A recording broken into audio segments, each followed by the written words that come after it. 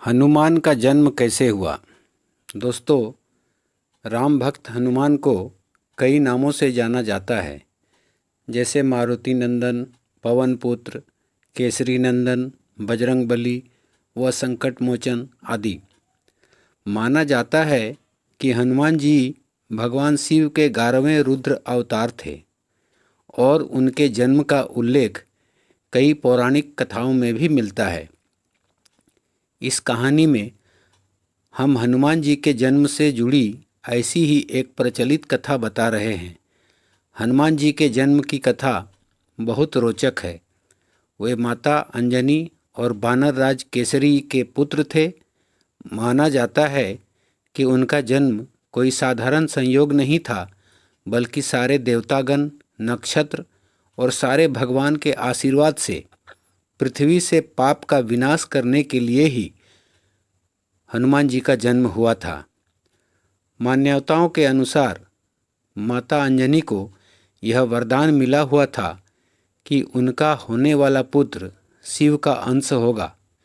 इसके अलावा एक मान्यता यह भी है कि जब बजरंगबली का जन्म हुआ था, उसी समय रावण के घर भी एक पुत्र ने जन्म लिया था। यह संयोग दुनिया में अच्छाई और बुराई का संतुलन बनाए रखने के लिए हुआ था। बात सतयुग की है, जब माता अंजनी एक जंगल में बैठकर पुत्र प्राप्ति के लिए भगवान शिव की पूजा कर रही थीं। वह हाथ जोड़कर और आंखें बंद करके आराधना में लीन थी। तभी उनके सामने रखी कटोरी में एक फल आकर गिरा। माता अंजनी ने जब उस फल को देखा तो उन्होंने उसे प्रसाद समझकर सेवन कर लिया।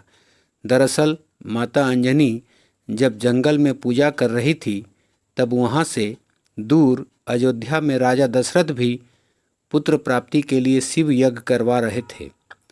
इस हवन के बाद पंडित ने राजा दशरथ की तीनों रानियों को पुत्र प्राप्ति के लिए फल दिए थे, जिन्हें खाने से राजा दशरथ की तीनों रानियों को पुत्र की प्राप्ति हुई थी।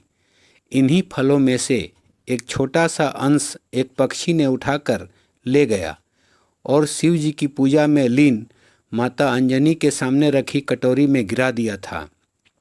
इसी फल को खाने और भगवान शिव के आशीर्वाद से हुआ था केसरी नंदन हनुमान का जन्म। जय श्री राम। दोस्तों, कहानी अच्छी लगी हो तो इस चैनल को सब्सक्राइब करके बेल आइकन को प्रेस कर दें और एक लाइक ज़रूर कर दें। धन्यवाद।